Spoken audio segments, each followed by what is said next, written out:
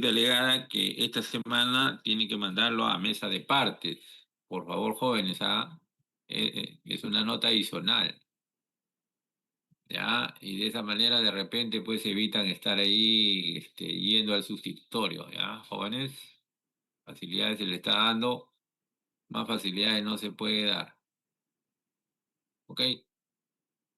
Vamos a continuar la clase, ¿ya? Eh, Dentro de los parámetros que nosotros también se utiliza bastante para el diseño de velocidad, ¿no? Para el diseño de escurrimiento de agua, para calcular el tiempo en que llega a una fuente de agua principal la acumulación de gotas de lluvia, calculamos el tiempo de concentración, ¿ok? Entonces nosotros la definimos al tiempo de concentración como aquellos gotas de agua, ¿no? Que se concentran en una forma simultánea en el punto de salida, ¿ok? Es decir, es la formación del cauce de río, ¿no? Por la acumulación de gotas de agua escorrente. O sea, las gotitas de agua se van diluyendo, se van discurriendo y se concentran en un punto de salida, ¿no? A esa concentración de agua, de fluido, de líquido o de caudal la denominamos tiempo de concentración, ¿ok? Se utiliza para el diseño de represas, se utiliza para el diseño de sistemas de agua potable, ¿no? etc., reservorios, es muy importante, ¿no? Y también se utiliza, pues, para ver los tiempos que demoran en llegar en condiciones naturales el manejo de una remediación, si lo manejamos desde el punto de vista con caudales por gravedad, ¿no? Entonces es muy importante, tiene una relevancia enorme eh, hallar este tiempo de concentración. Y tenemos las siguientes ecuaciones, ¿no? Vamos a ver por acá.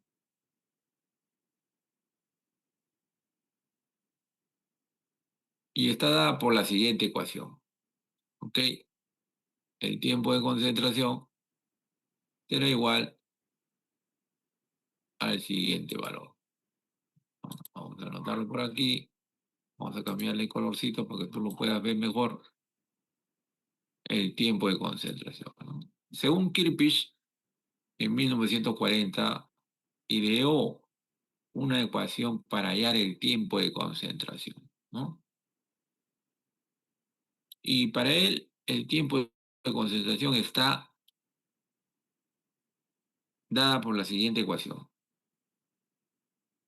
El tiempo de concentración será igual a la constante 0.01947 L elevado a la 0.77, donde L será la longitud del canal, ¿ok? Desde aguas arriba hasta la salida, y la pendiente multiplicado por la pendiente elevado a la menos 0.385, ¿ok?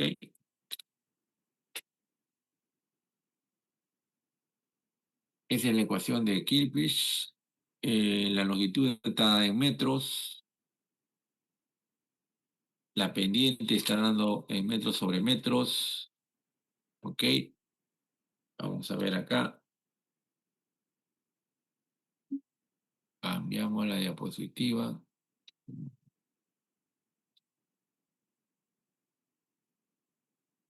Correcto, aquí tenemos un ejemplo bastante aplicativo, útil para estos casos, ¿no? Y decimos lo siguiente.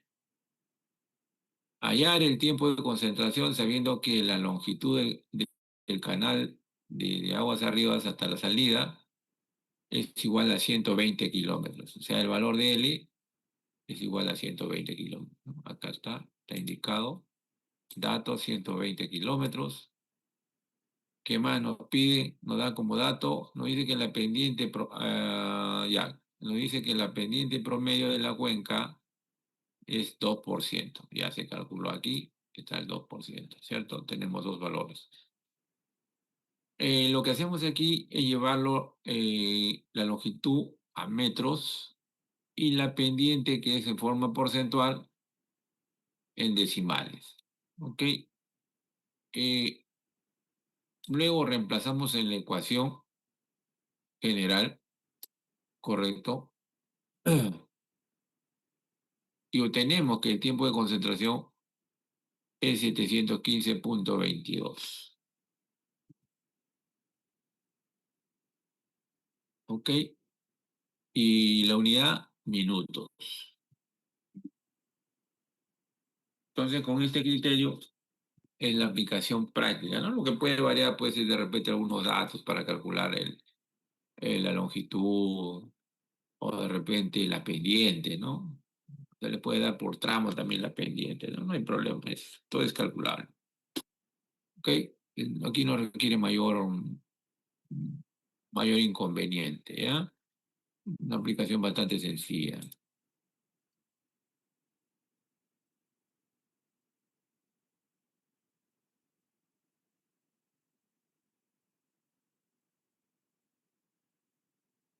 Y aquí tenemos un segundo ejercicio, ¿no? Por ejemplo, cuando la pendiente varía, es un 4%.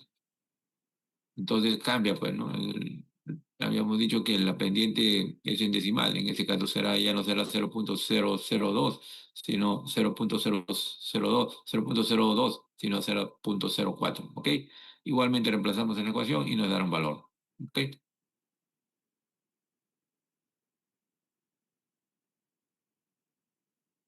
El que tenemos por acá.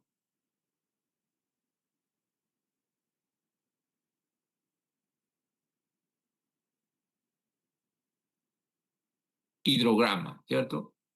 Es una representación gráfica en la cual llevamos a una cuenca, ¿cierto? Y también, pues, este hidrograma tiene características fisiográficas que nos pueden ayudar a interpretar, ¿cierto? Entonces nosotros podemos decir lo siguiente, ¿no? En la figura 4.8 se observa la comparación de dos hidrogramas, ¿correcto? Una está más inclinada y la otra más parada, ¿cierto? Eh, por lo tanto, la que tiene mayor altura o mayor desnivel tendrá mayor erosión, ¿correcto? Que la que tiene menor eh, pendiente, ¿no? Será un suelo más moderado, con un caudal menos pronunciado, y en la primera gráfica pues que tendrá un canal más pronunciado porque tiene mayor altura, ¿no? Entonces su representación eh, física será la siguiente, ¿no? Esta corresponde a la primera gráfica y podemos decir lo siguiente, ¿no? Se filtró esto de acá. Que cuando tengamos una cuenca elevada, tendrá la capacidad de discurrir en mayor caudal, ¿correcto? Y el caudal lo graficamos en función al tiempo, ¿no? Aquí está, miren, vamos a señalar esto. También se le puede decir en el examen parcial, ¿no? Te doy una figura y te digo representa el hidrograma. Y ya está. Y lo que ocurre, lo inverso, cuando un suelo ya no tiene mucha pendiente, mucho desnivel, el escurrimiento de su caudal también disminuye. ¿Ok? Significa que el escurrimiento estará en función a la altimetría o altura del canal, ¿no? O altura de la cuenca, ¿no? A su desnivel, a gradiente o altimetría, ¿no? Según sea la que corresponda. Por ello es que tenemos acá la siguiente gráfica, ¿no? Miren cómo la representamos, ahí está, miren. ¿ok? Este cuando tiene una mayor altura de la cuenca, ¿cierto? Y este cuando tiene una menor altura. Así la representaremos el caudal versus el tiempo, ¿no? Entonces diremos que el tiempo de concentración en 2 es mayor que el tiempo de concentración en uno, ¿no? ¿Te das cuenta? ¿No? Y de esa manera nosotros podemos realizar algunos informes en base a esta información, ¿cierto? Aquí tenemos la curva isométrica, ¿correcto? Es un cálculo bastante sencillo que obedece a una información que lo vamos a ver inmediatamente, ¿no? Y decimos lo siguiente.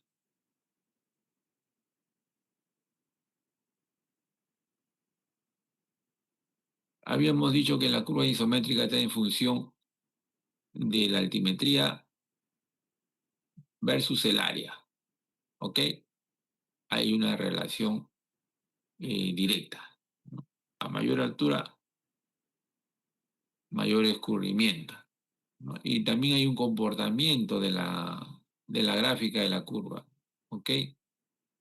En función a sus áreas, ¿no? Entonces pueden ser que se generen dos tipos de áreas,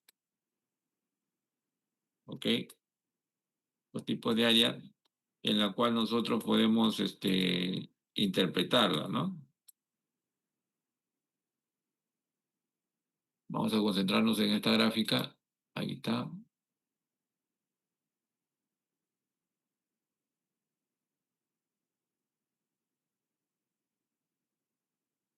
Cambiarle color. Este colorcito. Ahí está.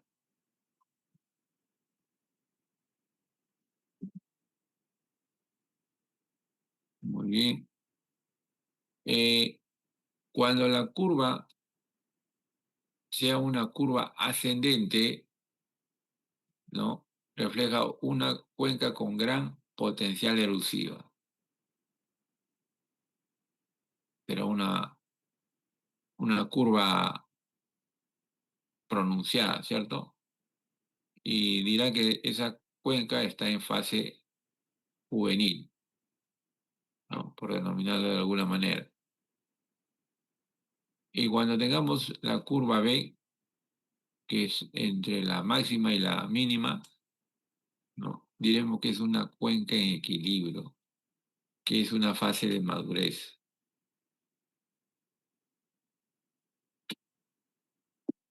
¿ok?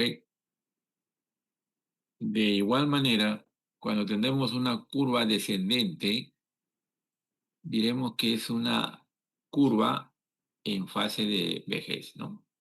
Es decir, menos erosiva, eh, con bajo escurrimiento, mientras que la curva A será más erosiva y con alto escurrimiento.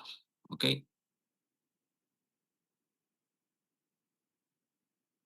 Vamos borrando esta parte, bastante básico, ¿no? Eh, bueno, te puedo decir de repente, ¿no? A ver qué se me ocurre por acá. Interpreta la curva isométrica, ¿no? Ya, de acuerdo a eso, a la gráfica, interpretarás, ¿no? Según tu criterio, ¿no?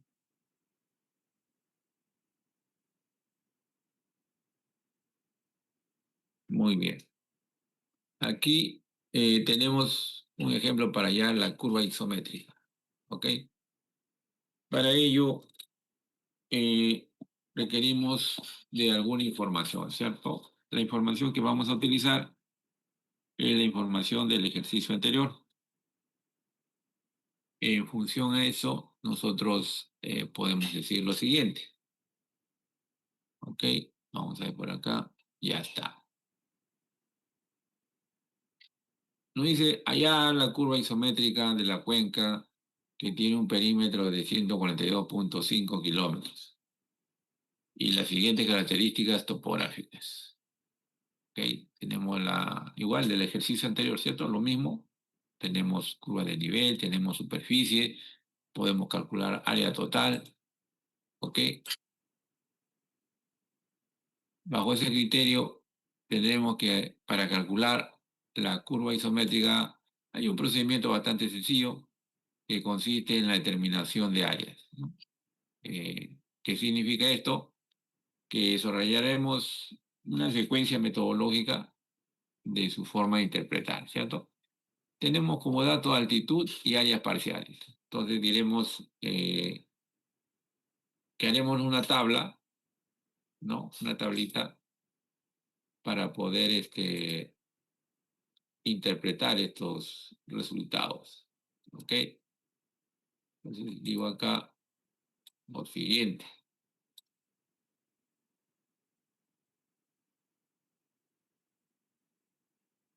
Vamos a ver acá.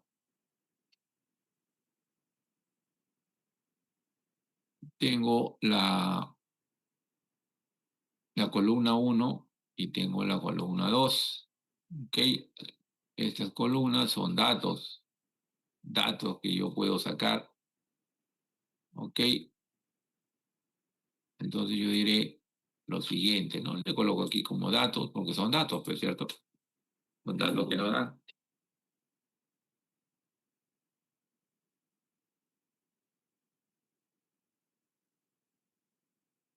Ahí no hay ningún cálculo, simplemente reemplazamos valores y luego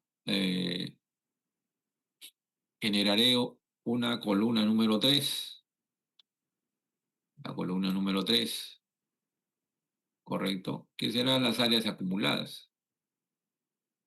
Eh, Partiendo del siguiente cuadro, ¿no? Ya estamos aquí. En esto simplemente significa de los datos, ¿no? Partimos en la 700,0.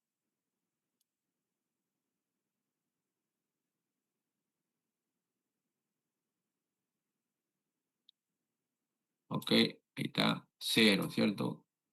De la siguiente que dice 0 más 6,13, la suma me da 6,13, más 45,62 nos dará 51,75. Y así sucesivamente, ¿no?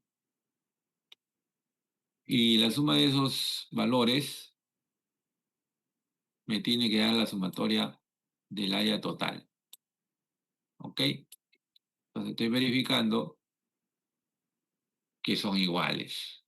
Vamos a cambiarle colorcito por acá, ¿no? Esta columnita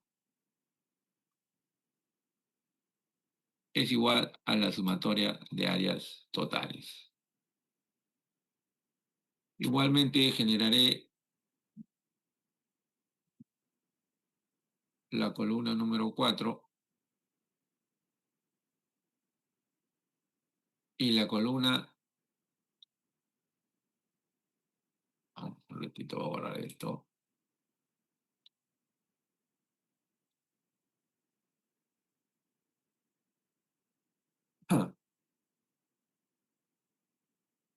será el área total, correcto, menos la columna 3. Entonces digo que el área total, para este caso, será 658 sobre 0, ¿no?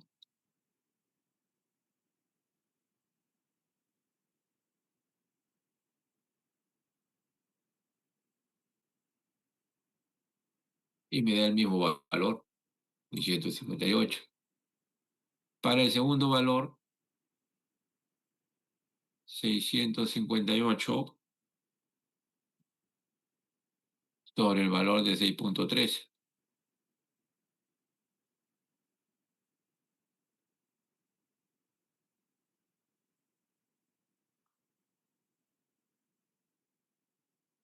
¿Ok? Y así sucesivamente, ¿no?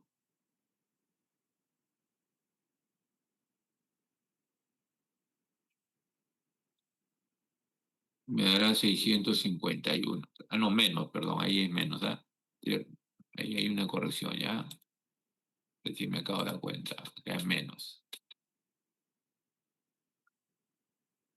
658 menos cero.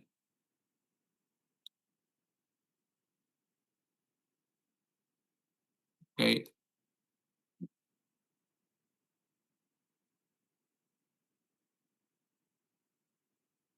Me da 658. En el segundo caso, igual, ¿no? 658 menos 6.13,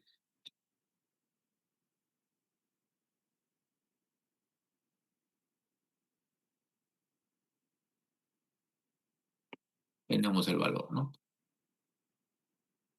Y así sucesivamente, ¿no? Cuando vamos en forma descendente, tenemos que llegar igual a cero, ¿no? Si esa igualdad, esa resta nos da cero, es porque estamos haciendo bien los cálculos, ¿ok?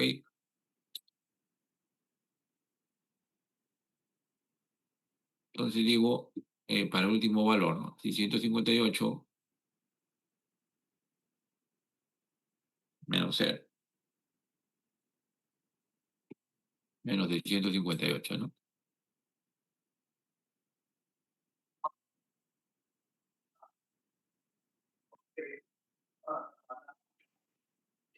Ok, muy bien, ya calculé la columna número 4. Ahora voy a calcular la columna número 5. Aquí está la columna número 5.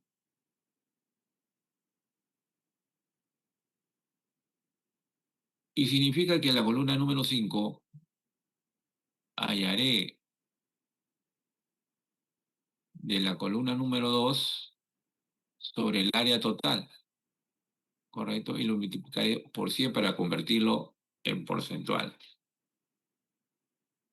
¿Ok? Simplemente analizo y comienzo a desarrollarlo.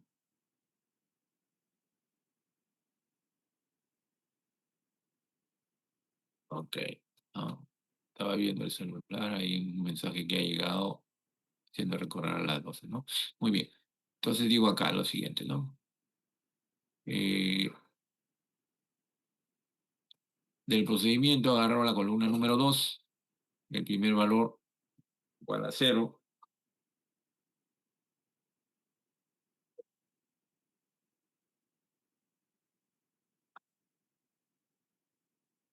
dividido sobre el área total, que es 658,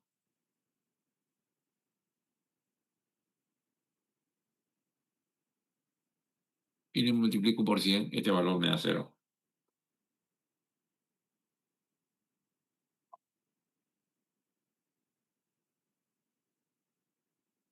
Igual manera, ¿no? Para el siguiente valor, que es 6.13,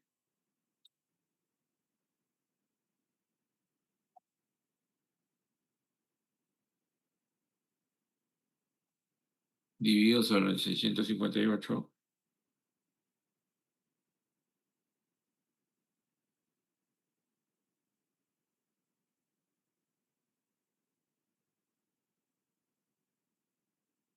y lo multiplico por 100, me debe dar 0.93, ¿cierto? Y así sucesivamente hasta el último valor, ¿no? Que es 20.62 sobre 658, ¿no? Vamos a colocarlo.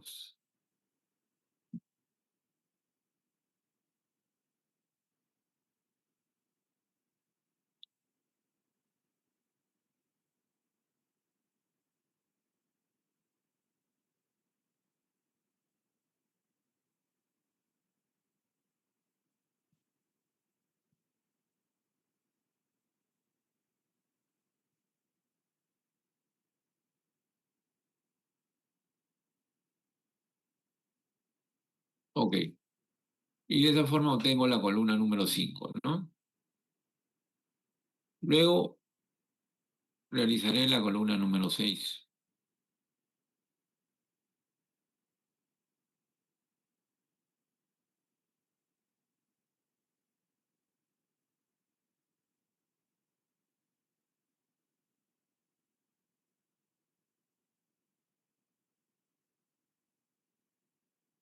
Y para ello trabajaré con la columna número 4 y la dividiré sobre el área total y la multiplicaré por 100. ¿Ok?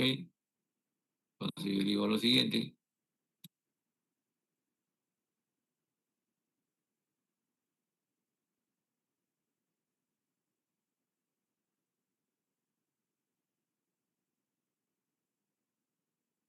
del primer caso será igual 658 sobre el área total a este valor lo multiplicaré por 100.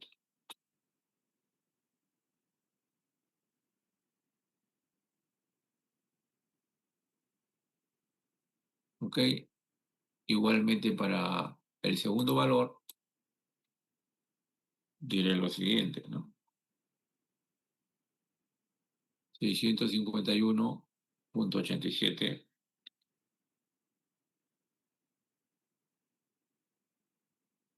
lo dividiré sobre el área total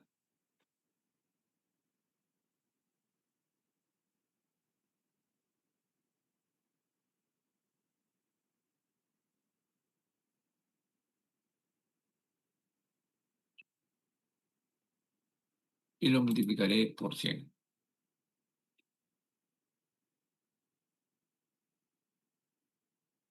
Igualmente el último valor, ¿no? Tomaré los valores de la columna número 4, que es 0 sobre 0, perdón, 0 sobre 658 por 100 me da 0, ¿no? Vamos a indicarlo por acá.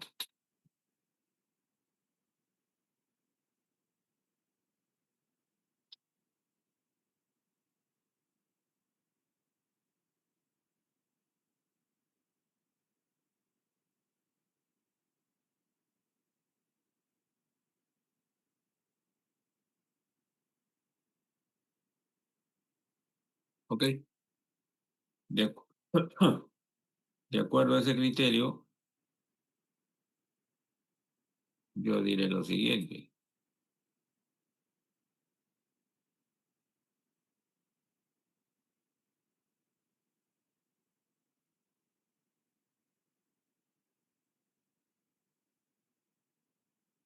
Vamos a ver acá, vamos a borrar toda esta parte.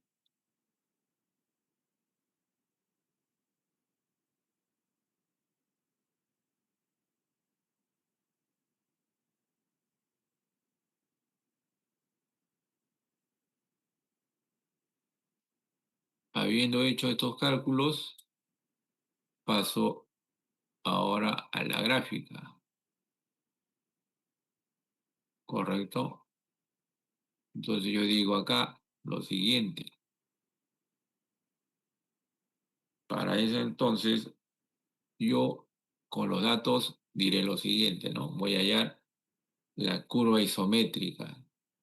¿Qué cosa? Hallo las áreas, ¿correcto? Versus las alturas, ¿ok? 658, y es el área total que puedo alcanzar, ¿cierto? Que está en el eje X, lo tenemos. Vamos a hacer la interpretación. Ahí está. No. En el denominador serán las áreas. En el eje X, vamos a ponerlo así mejor para que podamos interpretarlo.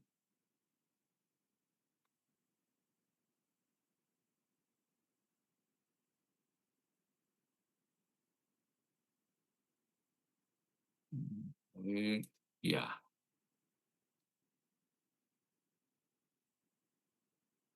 Ok. Aquí tendré el eje X.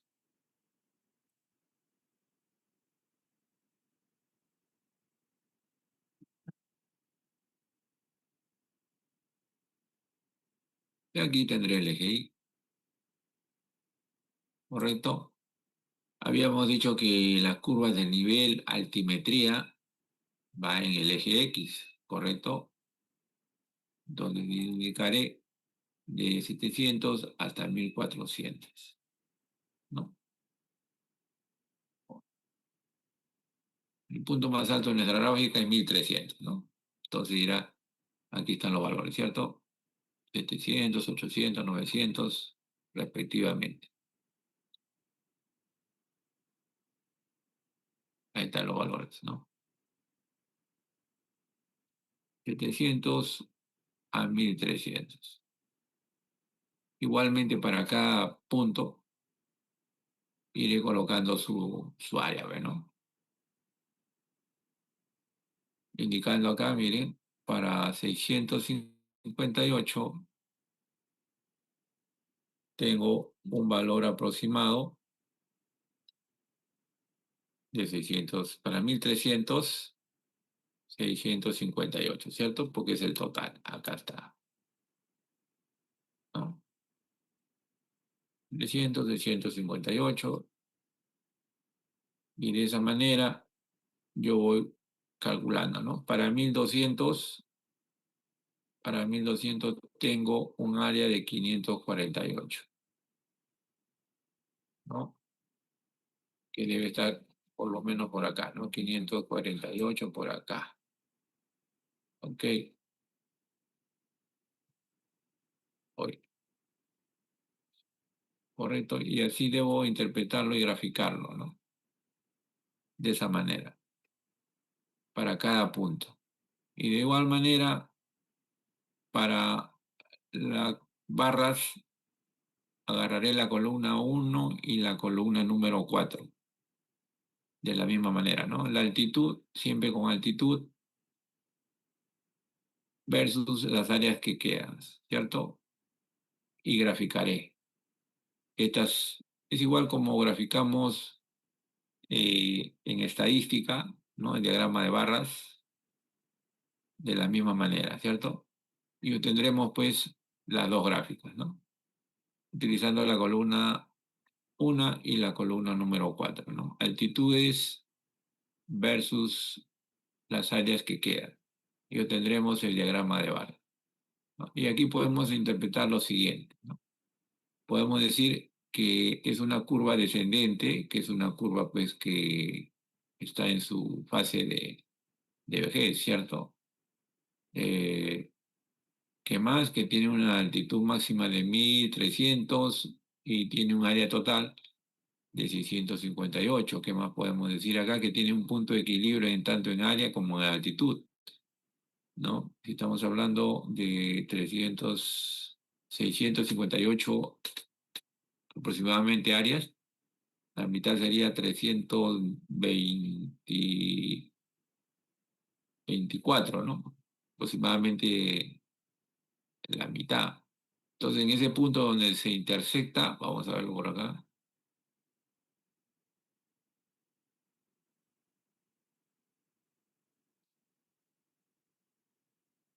en esa intersección, correcto, diremos que hay un punto de equilibrio, ¿cierto? Entre el área y la altitud, ¿ok?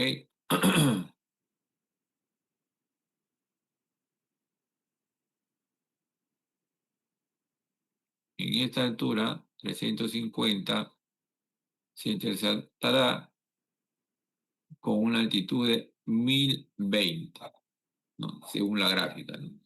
Y de esa manera puedo interpretar la gráfica. A ver qué más tenemos por acá.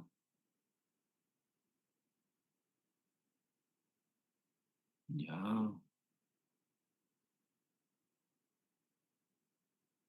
vamos a borrar esta parte. Lo mismo, pero no. Vamos a ver acá. Vamos a borrar esta parte. Mm, ok. En resumen, podemos decir lo siguiente, ¿no? Para esta gráfica de frecuencia de altitudes o diagrama de barras que también se conoce como En estadística, agarraré la columna 1 y la columna 6, ¿no? Para hallar este valor del diagrama de frecuencia de altitudes. ¿Ok? Y poder graficarlo, ¿no? Las dos gráficas lo puedo hacer en una sola gráfica. ¿Ok? Entonces, repasando de nuevo, diré lo siguiente, ¿no? Para hallar la curva isométrica, utilizaré la columna 1 versus la columna número 4, ¿ok? Que es la curva de color negro, ¿ok? Y para hallar el histograma de frecuencia correcto, utilizaré la columna 1 versus la columna número 6 y nos dará este diagrama de barra, ¿cierto? Ya, aquí vamos a indicar esta parte, ¿cierto? Lo que estamos calculando, esto de acá, ¿cierto? Lo que estamos calculando es esto de acá. A esto le llamamos en estadística diagrama de barras.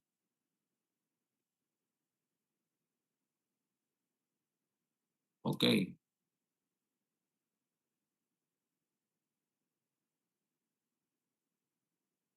a esto de acá. Y la curva isométrica, vamos borrando por acá,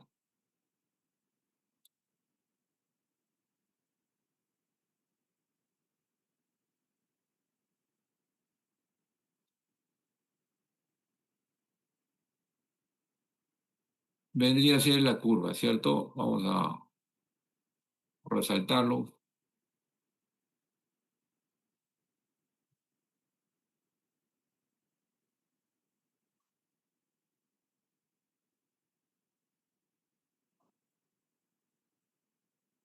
Esta curva de acá, ¿cierto? Un ratito, un ratito, un ratito.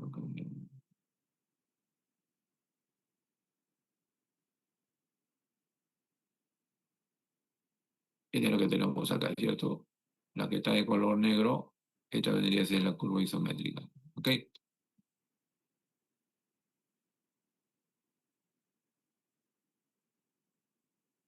En resumen, para hallar la curva isométrica, utilizamos la columna 1 y la columna número 4. ¿Ok? Igualmente, para hallar la gráfica de frecuencia de altitudes, la columna 1 y la columna número 6. Vamos a ver qué tenemos por acá. Vamos a borrar esta parte que se ha filtrado.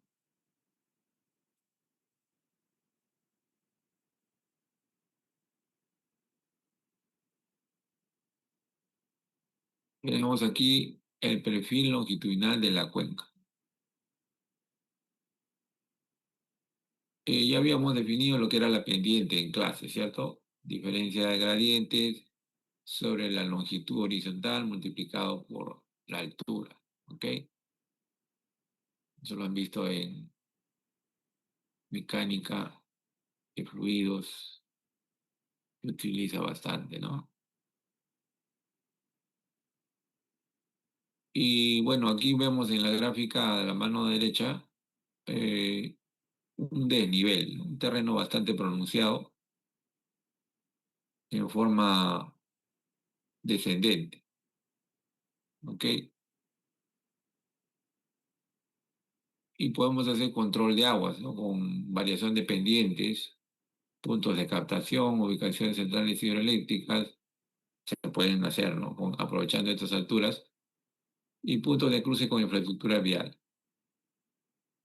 Aquí hay un aspecto que resalta, dice, ¿no? Que en el punto 6 la influencia de la pendiente va a considerarse en las máximas avenidas, escurrimiento superficial, infiltración y acuífero. A ver, vamos a ver por acá.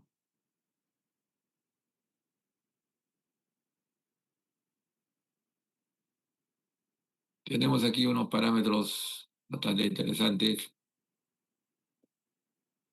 eh, para cuál se utiliza la fórmula de Taylor cuando las longitudes son iguales y cuando tenemos que las longitudes son diferentes, ¿no? En ese criterio tenemos la siguiente información. Es bastante simple, ¿no? Donde dice, bueno, ustedes lo han visto en geografía también, la fórmula de pendiente con longitudes iguales, ¿cierto?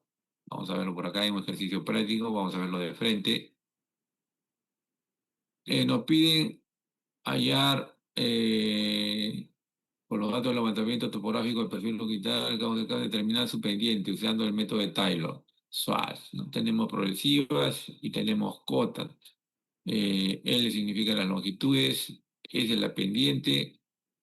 Entonces dice que cuando tendremos longitudes iguales,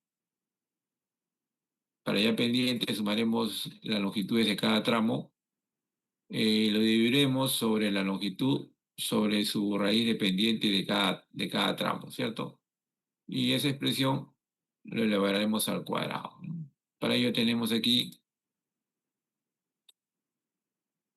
los datos, ¿no? Estos son los datos, ¿ok? Datos.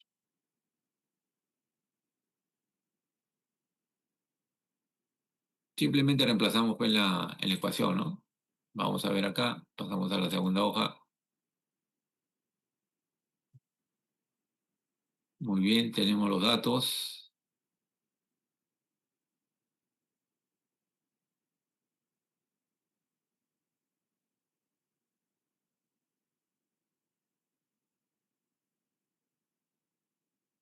Ok, estos son datos.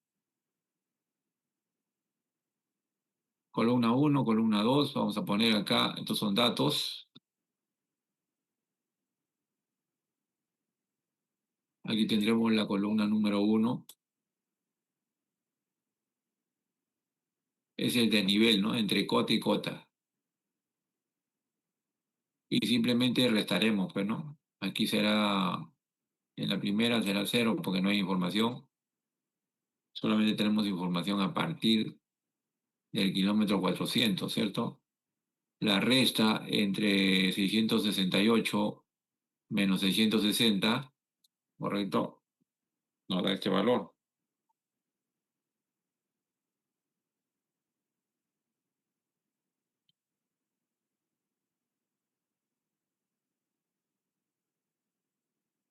¿ok?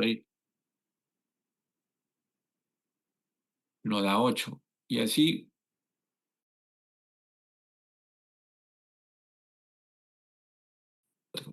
vamos a indicar acá, ¿no? Vamos a hacerlo una grafiquita acá más interesante, ¿no? Este valor, uy, caramba, este valor,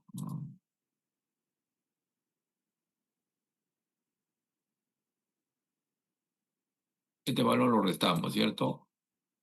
Nos da 8. Este 678 menos 668 nos da 10. Lo restamos. Igualmente, ¿no? El actual menos el anterior, el actual menos el anterior, ¿cierto? Y obtenemos ese valor. Entonces, en ese caso, diremos la longitud. La longitud tendremos aquí, ¿correcto? Vamos a borrar esta parte de acá porque se puede visualizar.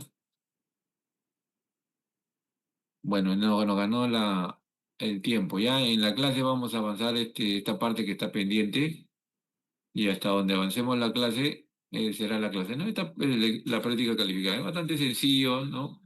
Es una secuencia metodológica que hay que seguir. ¿Ya, jóvenes?